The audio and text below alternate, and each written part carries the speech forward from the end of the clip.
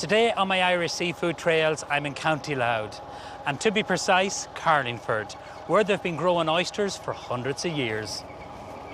I'm meeting Kian Louët Feisser, whose father Peter sailed into Carlingford Lough in the late 1960s in a wooden yacht that he built himself. A radio programme inspired him to start growing oysters here in 1974. And now Kian and his wife Mary run the operation that started 56 years ago. Kian, that was a fun way to come out to sea in a tractor. Yeah, no, it's a bit different. It's a lot safer, I think, than going out on a boat. This part of the farm is out of the water every day for about 5 or 6 hours. And then further out, it could be only out of the water for maybe half an hour a day on average. What we do is bring the oysters up to this area and leave them here for about a month and a half before we sell them. When they're ready for sale, leave them up here for about 6 weeks. It gets them kind of acclimatized to being out of the water for longer periods. It gives them better shelf life, and it tends to fatten them up a wee bit as well. Has there always been a tradition of oyster harvesting here in Carlingford? There's been oysters here for hundreds and hundreds of years. If you dig around the ground, you'll see middens of oyster shells from ancient times. And then it kind of died out towards the end of the 1800s. They were the native, the Atlantic oyster. Then this oyster here, which is the Pacific oyster, was introduced to quite a few bays in Ireland as a way of trying to bring back the oyster industry. They respond much better to being cultivated. The native oyster just likes to be left alone and fished wild. Tell me about the life cycle now of an oyster. Growth cycle is about 3 years on average. Some will be ready in 2 years and some could be 4 or 5, but 3 years on average. And they get about 1,000 times bigger over that 3-year period. They are about 1/10 of a gram when we buy them. This is a bag of seed here that we did last year. We put about 1,000 oysters into this, and we just use a measure like a small coffee cup of seed went into that bag, and you can feel the weight of it now. It's about 10 kilos. And do they have to go far out? When we grade them, we'll put them right back out in the farm where they're growing quickly. If you leave them here, you could leave them here almost indefinitely. They won't really grow any bigger. They'll stay alive and they'll just stay the same size. Do you mind if I take a look? Sure, yeah. We'll pour a few out onto the bag here. They're all the kind of different sizes, aren't they? Yeah, you get quite a range. This is actually a very good batch of seed.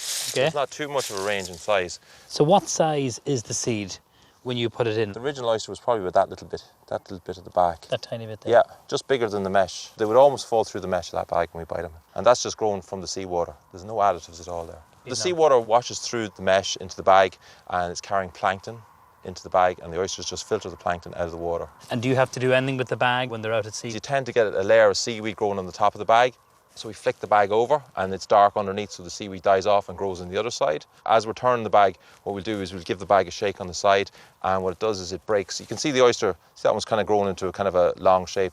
It breaks off the new shell like that there. If you can do that continuously during the growing cycle, you get a lovely teardrop, even shaped oyster. These are going into the bag at about 1,000 per bag. When we grade them for the second year, they'll go in about 300 per bag. Then at the end of the second year, we'll grade them again and down to about 100 per bag. And are all the bags a similar size now for the oysters? Yeah, these bags all have about a 10 kilo capacity. As soon as the oysters got big enough, we'd put them into a bigger size mesh, but the birds tend to peck through the mesh to eat the oysters, so it's quite expensive. So we started buying the smaller mesh bags. It slows them down a wee bit, you know. It's quite physical to do all the lifting and turning of the bags. You've only got a very short window of time when you can do that.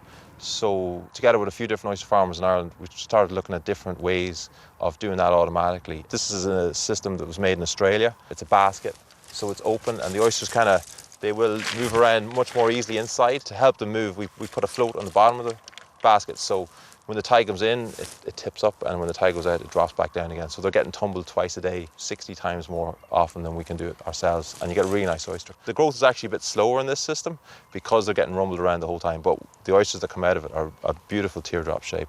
Is there a difference in the taste of oysters? You know, they're produced in Galway and all over the country. The oyster will take its flavour from the particular cocktail of plankton that's growing in this bay, and that will be influenced by whatever minerals that the streams are taken down from the mountains and the stones in the mountains. Each bay will have its own distinctive taste. How do you grade them then before you sell them? We have 2 different grading machines.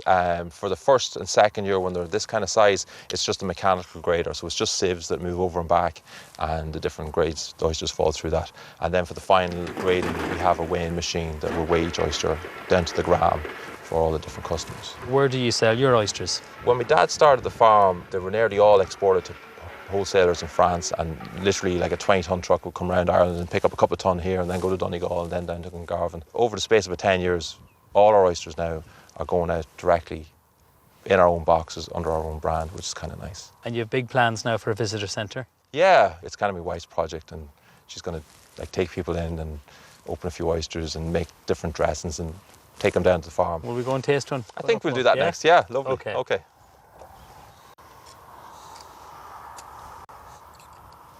I'd be really interested to see what you think of that. Wow, the way you opened it. It's not the first time you've done it. Good health. Thank you. They are absolutely gorgeous. They're creamy, they're rich, full of flavour. Delighted to hear that. I have had such a great day in Carlingford. Thank you so much, Kian. Yeah, it was a pleasure having you here. And thank you very much for taking the time to come up to see us.